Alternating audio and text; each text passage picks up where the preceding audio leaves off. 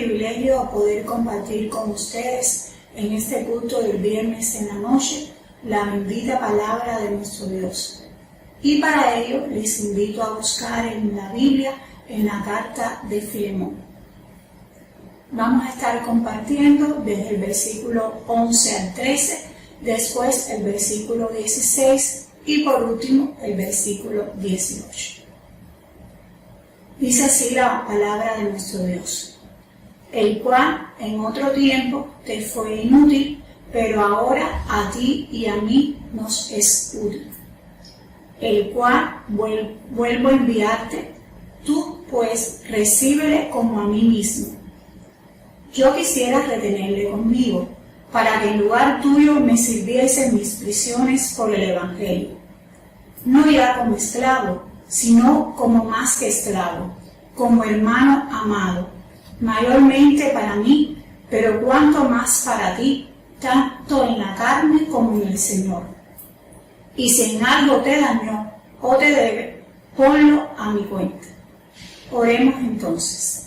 Señor y Dios del cielo, gracias te damos por tu infinito amor y misericordia. Gracias por tu palabra que es bendita, que es verdad, tu palabra que es medicina para nuestros huesos, Señor. Te pedimos ahora que tú prepares nuestros corazones para poder entenderla y para poder ponerla por obra. En el nombre poderoso de Jesús te damos las gracias y te decimos amén. Estaremos ministrando bajo el título El Evangelio de Poder. Durante estos meses en los cuales ha azotado la pandemia de la COVID-19, hemos sido testigos del cambio que ha sufrido la humanidad. A este virus se le atribuye un poder devastador, ya que ha sido capaz de transformar la vida de las personas en diferentes áreas. Podemos decir en lo físico, lo emocional y espiritualmente en un espacio de tiempo acelerado. En las redes sociales se han proyectado videos de diferentes lugares exponiendo las consecuencias que el hombre ha tenido que lidiar en estos tiempos como resultado de esta enfermedad. Hemos visto cómo las noticias han sido variadas, unas son alentadoras y otras verdaderamente tristes y que nos llenan de dolor. Pero en medio de todo este contexto existe otra verdad que no podemos esconder e ignorar y que tiene un efecto poderoso en la raza humana. Esta verdad ministra igualmente en lo físico, emocional y espiritual, pues como criaturas de Dios podemos ser transformados por el poder del Evangelio. Filemón es una de las epístolas que escribiera el apóstol Pablo durante su ministerio, y en este caso no es una carta dirigida a una iglesia, sino a su amigo, el cual vivía en Colosa, y tenía la intención de ponerlo al tanto de lo ocurrido con su esclavo Onésimo. En ella podemos ver cómo se percibe el carácter del apóstol en cuanto a la humildad, amor y cortesía cristiana. Aunque existían diferencias sociales entre los esclavos y amos, tanto Filemón como Onésimo se habían cristianizado y ahora eran parte del testimonio de la efectividad del Evangelio a raíz de la renovación ocurrida en ambos.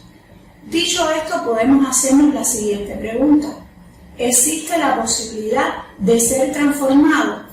La respuesta es afirmativa, sí, y voy a ilustrárselo a través de Onésimo, pues el Evangelio de Cristo, amados hermanos, es el único que tiene el poder para transformar las vidas por completo. Veamos cuáles son las evidencias que nos muestran esta afirmación. En primer lugar, un cambio en el pensamiento. Leamos nuevamente el versículo 18 y después el 2. Y si en algo te dañó o te debe, ponlo a mi cuenta, el cual vuelvo a enviarte, tú pues recíbele como a mí mismo. Por lo que se registra en estos versículos, posiblemente Onésimo le había robado a su amo, y Pablo intercede a favor de él. Y aunque no se especifica qué era, podemos darnos cuenta por la palabra del apóstol que este hombre ya estaba consciente de su falta.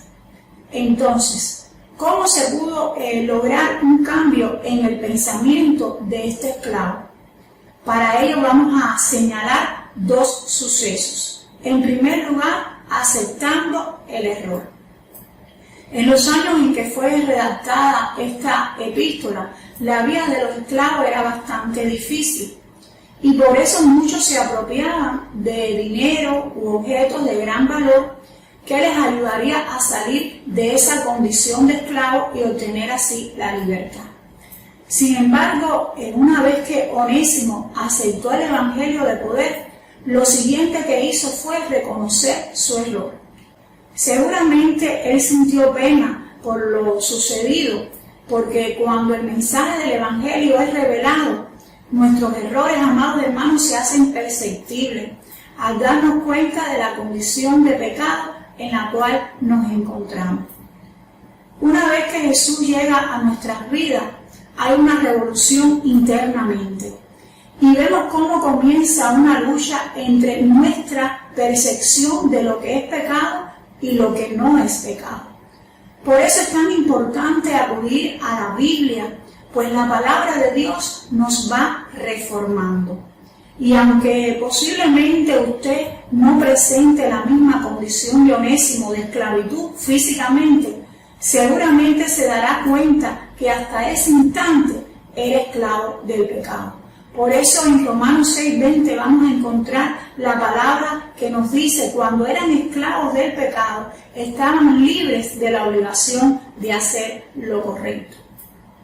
Entonces es necesario reconocer las faltas y arrepentirse de todo corazón. Es necesario acercarse a la verdad, la cual es Jesucristo, pues sólo así llegaremos a ser libres de esa esclavitud. Sólo así vamos a experimentar un cambio en nuestras vidas y llegaremos a ser entonces testigos del poder de Dios. Por eso Jesús decía en cierta ocasión: y conocerán la verdad, y la verdad los hará libres. El segundo suceso es disposición de cambiar. Pablo informa a Filemón del regreso de Onésimo. Y una vez más estarían frente a frente el amo y el esclavo. Pero ahora este encuentro tendría otra connotación, ya que estos dos hombres pensaban ahora de manera diferente. Y decimos esto porque en ambos anidaba el deseo de cambiar, pues conocían la doctrina de Jesús. Podemos imaginarnos que quizás Onésimo tendría temor de regresar a su amo, pero era necesario llegar a la persona que había ofendido y confesar ante él su falta. Este hecho indicaría una reforma en el corazón de este hombre. Qué difícil resulta a menudo tomar la decisión de cambiar. Creo que van a estar de acuerdo conmigo en cuanto a esto. Y decimos este planteamiento porque estamos acostumbrados a los patrones que nos acompañan desde el inicio de nuestras vidas. Y lo triste es que la mayoría de esos patrones no son los correctos ante los ojos de Dios. Y solo cuando se conoce y se abraza el Evangelio nos damos cuenta de ello. En cierta ocasión Pedro lo escribía en su primera carta cuando decía: sabiendo que fuiste rescatados de vuestra vana manera de vivir, la cual recibiste de vuestros padres. Por tanto, no basta con solo reconocer nuestros errores, hay que tener la disposición de cambiar. Quiero decirte que es posible tener una vida diferente. Y no te negaré que va a ser un proceso doloroso, con gran dificultad, porque en él nos vamos a caer, nos vamos a levantar varias veces, pero todo dependerá de nosotros mismos. Es una cuestión personal y nadie lo va a poder hacer por ti, pero si lo deseas, puedes contar con la ayuda del Espíritu Santo, el cual nos guiará hacia una victoria segura. Es un paso de fe, amados hermanos, en la palabra de nuestro Dios, la cual nos dice: no viváis conforme a los criterios del tiempo presente, por el contrario, cambiad nuestra manera de pensar, para que así cambie nuestra manera de vivir y llegáis a conocer la voluntad de Dios, es decir, lo que es bueno, lo que es grato, lo que es perfecto. La segunda evidencia que queremos compartir con ustedes en esta noche es un cambio en la actitud.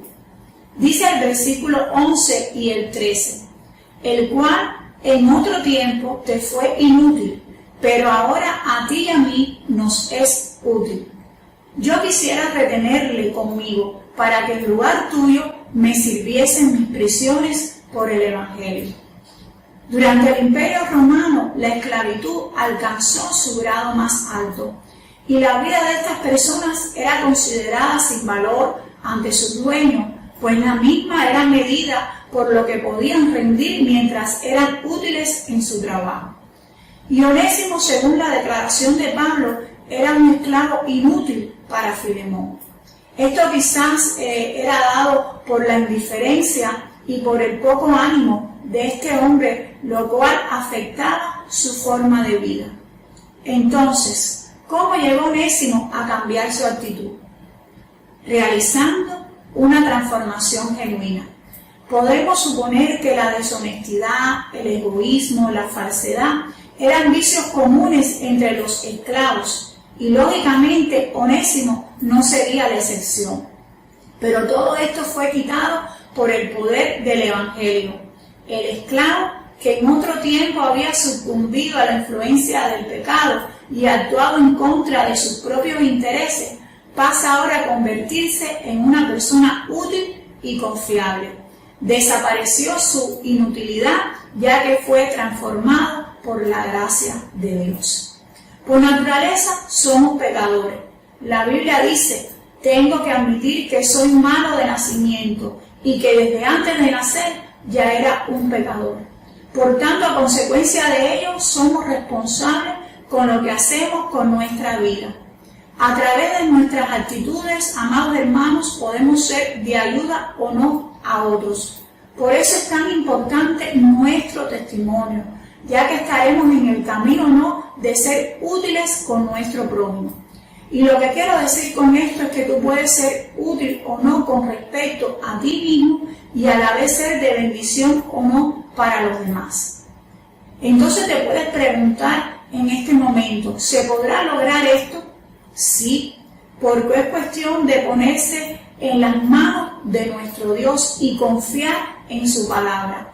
Un ejemplo de ello lo podemos ver en Zaqueo, este hombre que era recaudador de impuestos, y creo que muchos conocen el testimonio de él, una persona que era rechazada por el pueblo, sin embargo pasó a ser una persona útil para los demás. Y esto solamente fue posible cuando Cristo llegó a su vida. Por eso es que encontramos estas palabras tan poderosas una vez que Zaqueo se levantó cuando estaba allí en su casa y Jesús estaba en medio de todas aquellas personas, y él decía que iba a devolver todo lo que había robado. El Señor declara: hoy ha llegado la salvación a esta casa, por cuanto también él es hijo de Abraham. Y hoy también para ti ha llegado ese momento de avanzar hacia una nueva dimensión y pasar de lo inútil a lo útil, del ser rechazado por lo que hemos sido en nuestra vida pasada a ser algo valioso en las manos de Dios. Para ser de uso noble, consagrado y útil al Señor, tiene uno que mantenerse limpio de todo lo malo. Entonces será útil para cualquier cosa buena. Esto lo decía en cierta ocasión Pablo a Timoteo. Es hora de aceptar que el Evangelio es la fuerza transformadora más efectiva en el corazón del hombre que el mundo ha conocido jamás. Por tanto, Dios nos exhorta en este momento a que nos despojemos de todo lo que nos resta en nuestro andar cristiano y avancemos a través de una tentativa diferente. Aunque en otro tiempo Onésimo había descuidado sus deberes hacia su amo, ahora existe un panorama completamente distinto. Y Pablo testifica con emoción que este hombre fue de gran ayuda para él, y más al estar en la cárcel por compartir el Evangelio. Este cambio implicaba un servicio diferente, porque ahora Onésimo, como cristiano, trabajaría para Filemón con una actitud nueva, tratando de agradarle no porque fuera su amo, sino por amor a Cristo. Y vemos cómo este principio es válido para todas las épocas, ya que siempre nos vamos a interrelacionar con los demás. Y aunque el sistema esclavista ha sido eliminado en casi todo el mundo, la Biblia nos exhorta que los miembros de la iglesia que aún sean esclavos deben respetar en todo a sus amos, para que nadie hable mal de Dios ni de las enseñanzas cristianas. Ahora bien, como lo decía ahorita, quizás usted no es esclavo físicamente, pero en nuestro trabajo, en la escuela, en el hogar, en el vecindario, en la iglesia, habrá personas que requerirán de nuestro servicio y atención, y en el cual nosotros debemos de marcar la diferencia. Es cierto que nos vamos a encontrar con personas difíciles y complicadas, pero podemos lidiar con ellas si ponemos por obra la palabra de Dios. Recordemos, amados hermanos, que todo lo que hacemos es por amor al Señor y para Él. Y esta debe ser nuestra manera de pensar. Jesucristo mismo nos dio el mejor ejemplo en cuanto al servicio, cuando Él declara: yo, el Hijo del Hombre, lo hago así. No vine a este mundo para que me sirva, sino para servir a los demás. Entonces, ¿qué nos queda como hijos de Dios? Debemos tener esta mentalidad de servicio y aún más hacerlo bien con nuestro prójimo, por cuanto lo hacemos para Dios y no para los hombres. Y de esta manera, entonces vamos a llegar a la tercera y última evidencia: un cambio en la identidad. Nuevamente les invito a leer ahora el versículo 16. No ya como esclavo, sino como más que esclavo, como hermano amado, mayormente para mí, pero cuanto más para ti, tanto más en la carne como en el Señor. Pablo en este versículo exterioriza una verdad importante en cuanto a Onésimo. Y es que aunque este hombre se había convertido a la fe, su condición de esclavo era la misma, pero con una nueva variante. Ahora llegó a ser algo más para Filemón. Ahora era su hermano en Cristo. Observemos qué alcances favorables trajo el Evangelio para él. En primer lugar, era consciente de una nueva familia. Mire, los esclavos no tenían derecho de sus propias vidas. Tanto era así que aún los padres no eran dueños de sus hijos, estando ya en el vientre de la madre. Ellos pertenecían a sus amos. Pero cuando el Evangelio de poder llegó a la persona de Onésimo, éste alcanzó una ciudadanía especial y pasó a pertenecer entonces a un pueblo diferente. Ahora él y Filemón eran hermanos y miembros de esta familia numerosa, la familia de Dios. ¿Qué cuadro más diferente ante la sociedad de esa época en la cual estaba ocurriendo esta situación allí con Onésimo y con Filemón? Pues ante los ojos del Padre, los dos eran considerados iguales. Y Jesús murió por todos los hombres. Sabemos esto, amados hermanos.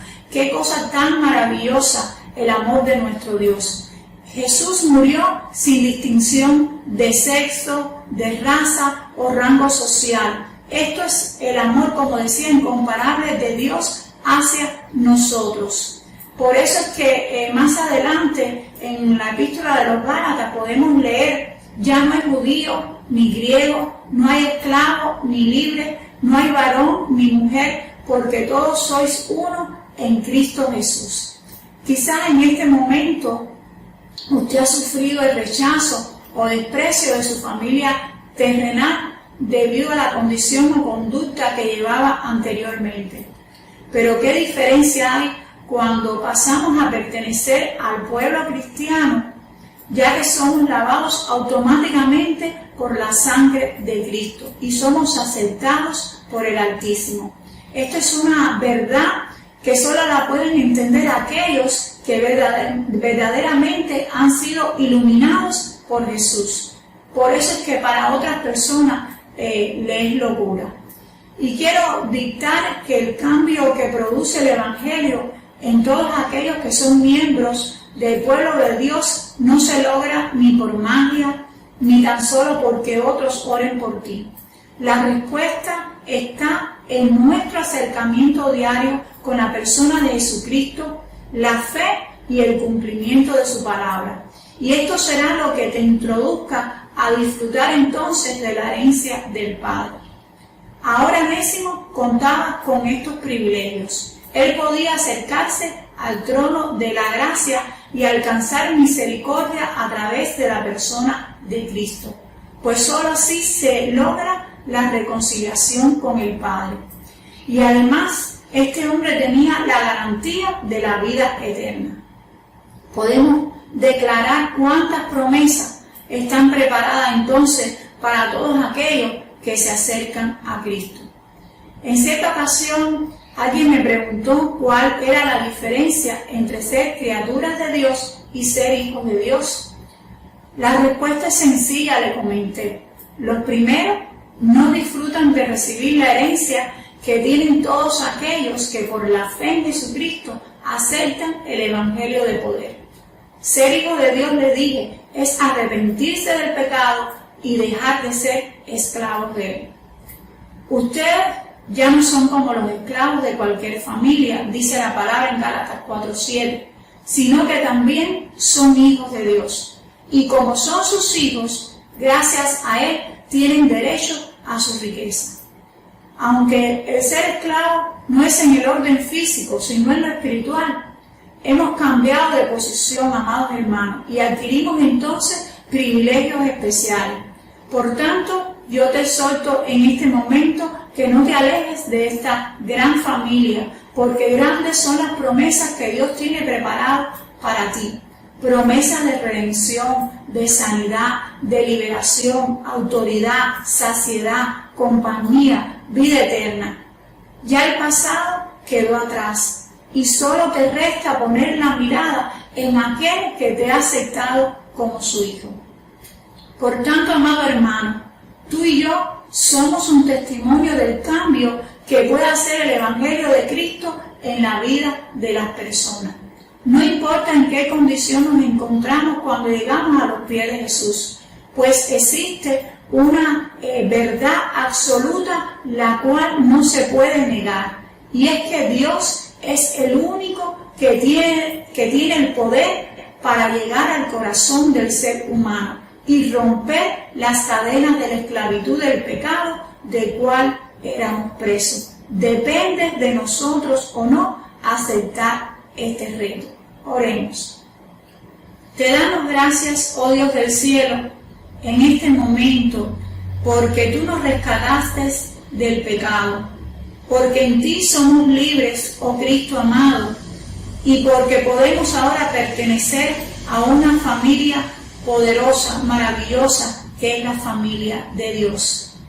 Ayúdanos, oh Padre amado, para poder mantenernos creyendo en tu palabra y poder vivir una vida diferente, demostrando a todos que hay poder en el Evangelio de Cristo. En el nombre de Jesús te damos las gracias y te decimos amén. Dios les bendiga.